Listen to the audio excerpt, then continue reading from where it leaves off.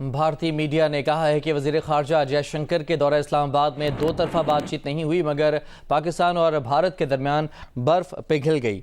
आपको रिलेशनशिप बेहतर करने की आपको जरूरत है, उनको जरूरत नहीं है।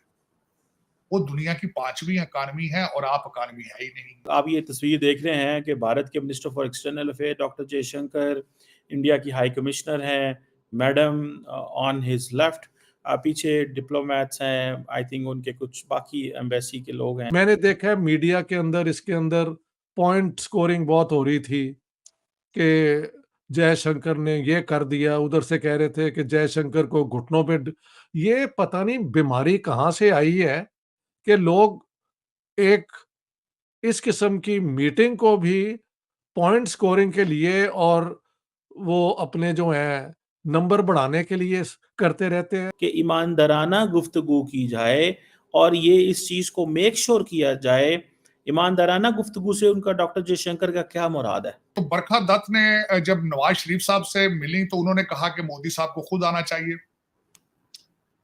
तो दूसरा इसके बारे में बात करना चाहूंगा। और दूसरा, डॉक्टर जयशंकर साहब जब लैंड किए तो उसके बारे में कई रिजर्वेशंस थी कि उनको एक लो क्लास डिप्लोमेट जो है डीजी लेवल के, उन्होंने उनको रिसीव किया। इन दो डॉक्टर जयशंकर ने जो बात की है उस बात का काफी वजन है। तो उनका आना, पाकिस्तान का उनको वार्मली वेलकम करना और जो भी प्रोसीडिंग्स हमें नजर आई उसमें तो I would say it has been a success for Pakistan. नमस्कार दोस्तों, जय हिंद। हिंदुस्तान इनसाइट्स के एक और नए वीडियो में आप सभी का स्वागत है। पिछले 9 सालों में किसी भारतीय विदेश मंत्री की यह पहली यात्रा थी। सरकार ने जयशंकर की यात्रा को एक सकारात्मक घटनाक्रम के रूप में देखा। इस्लामाबाद में 24 घंटे रुकने के बाद जयशंकर रावलपिंडी के नूर खान एयरबेस से रवाना हुए। वही जयशंकर की पाकिस्तान यात्रा दुनिया भर की मीडिया में ट्रेंड बना हुआ था। जैसे ही वह इस्लामाबाद पहुँचे, वह सोशल मीडिया प्लेटफॉर्म एक्स पर टॉप ट्रेंड में से एक बन गए थे। वही जयशंकर का धूप का चश्मा बदलते हुए भी कई सारे वीडियोज वायरल हुए। वही आपको बता दें कि यह जयशंकर पाकिस्तान एससीओ समिट में हिस्सा लेने गए हैं। शहबाज शरीफ द्वारा आयोजित डिनर के दौरान जयशंकर को पाक पीएम से हाथ मिलाते और बातचीत करते हुए देखा गया और यह बातचीत कुछ ही सेकंड तक चली। जयशंकर हमेशा की तरह इस सम्मेलन में भी संबोधन के दौरान आक्रामक मुद्रा में दिखे। पाकिस्तान का नाम लिए बगैर जयशंकर ने कहा कि आतंकवाद, उग्रवाद और अलगाववाद की 3 बुराइयां व्यापार, ऊर्जा प्रवाह और संपर्क को बढ़ावा देने की संभावना नहीं है। और अपने स्पीच को खत्म करते हुए पाकिस्तान को एक महत्वपूर्ण संदेश दिया। जयशंकर ने कहा कि अगर विश्वास की कमी है या सहयोग अपर्याप्त है, अगर दोस्ती में कमी आई है और अच्छे पड़ोसी की भावना कहीं गायब है, तो निश्चित रूप से आत्मनिरीक्षण करने की जरूरत है। शिखर सम्मेलन के दौरान एक सुबह वे भारतीय दूतावास भी पहुँच गए और वहाँ वे उच्च अधिकारियों के साथ मॉर्निंग वॉक भी किए। शिखर सम्मेलन के बाद जब जयशंकर भारत के लिए रवाना हुए तो उन्होंने यक्स पर एक पोस्ट शेयर की, जिसमें उन्होंने शहबाज शरीफ और फॉरेन मिनिस्टर इसाक डार को उनके स्वागत के लिए धन्यवाद दिया। वही डार ने इसके जवाब में कहा, आपके दयालु संदेश और भागीदारी के लिए धन्यवाद। जयशंकर की पूरी यात्रा बिना किसी बाधा के उत्पन्न हुई। वही विशेषज्ञों ने इस यात्रा को सकारात्मक घटना के रूप में देखा। लेकिन उन्होंने जो 2 मोटी इंपॉर्टेंट बातें की हैं, उन्होंने सप्लाई चेन का जिक्र किया, जो कि बहुत इंपॉर्टेंट चीज डॉक्टर जयशंकर ने बात की है।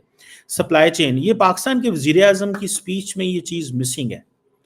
और सप्लाई चेन जो है वो क्योंकि मैंने इसके ऊपर आपको पता पहले बात की है कि इंडिया इज 1.4 बिलियन की मार्केट है। They have import and export के मसले हैं। they have to import so much for a sustainable development in India, and they have to export so much for a sustainable social security. अगर ये दोनों चीजें वो करेंगे तो देन, और वो कैसे, किस चीज के ऊपर है, वो सारी मिडल ईस्ट के कॉन्फ्लिक्ट की बात कर रहे हैं।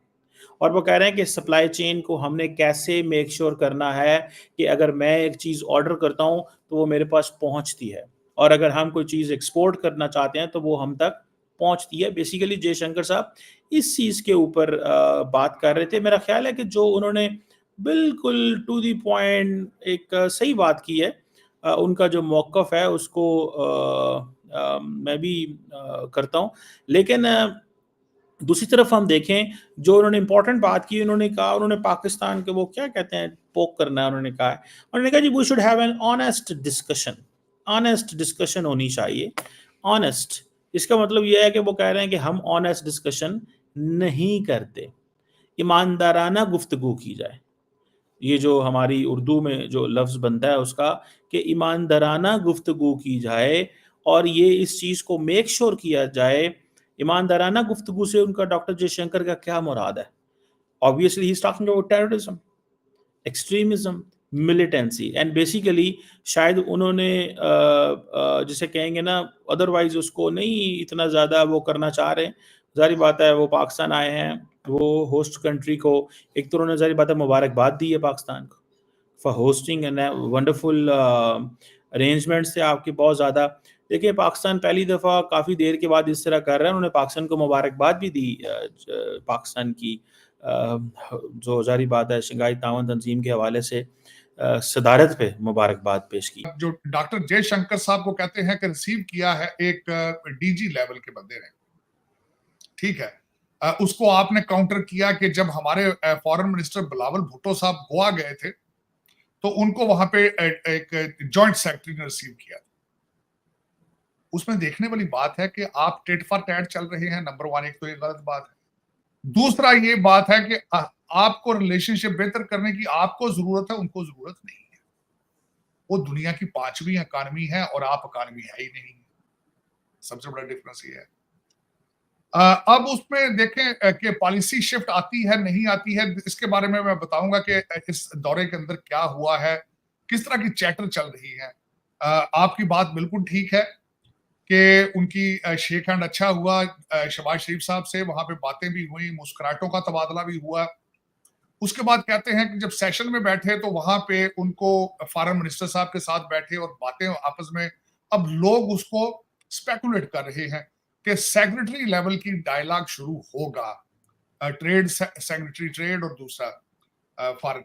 लेकिन ये आने वाले दिन इन चीजों को डिफाइन करेंगे कि कहां जा रहे हैं, क्योंकि उसकी वजह यह है कि आपको चाइना इजाजत देगा, नंबर वन, क्योंकि आपके सारे लोन तो वो चाइना से लिए। तो ये चाइना के साथ आप किस तरह डील करेंगे अगर भारत की तरफ आप हाथ बढ़ा रहे हैं? एक तो ये क्वेश्चन मार्क यहां से निकलेगा।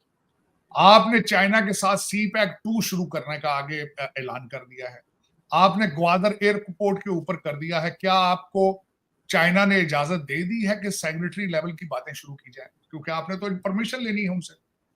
तो ये वो डिटरमिन करेंगी चीजें कि चाइना आपको कितनी इजाजत देता है। यू कांट बिल्ड ट्रस्ट अगर टेररिज्म हो रही है, अगर सेपरेटिज्म को एक दूसरे के मुल्क में बाहर से सपोर्ट दी जा रही है, और तीसरा अगर आप एक्सट्रीमिस्ट आइडियाज पेश कर रहे हैं, तो बात यह है कि ये दोनों मुल्कों पे फिर अप्लाई होता है ना। उन्होंने तो असूल की बात की है। अगर पाकिस्तान में वो समझते हो रहा है, तो क्या इंडिया में अगर हो रहा है तो उसको भी खत्म करना चाहिए। और इसका तरीका यही है कि बिल बैठे और देखें कि अब आगे बढ़ने के क्या तरीके हैं। मैं तो यूं देखता हूं, अगली कल के दिन क्या बात होगी हमें पता नहीं। फिलहाल तो ये बड़ा एक कंड्यूसिव था to a positive social capital जो जनरेट हुआ है। मैं तो इसको पॉजिटिवली देख रहा हूँ।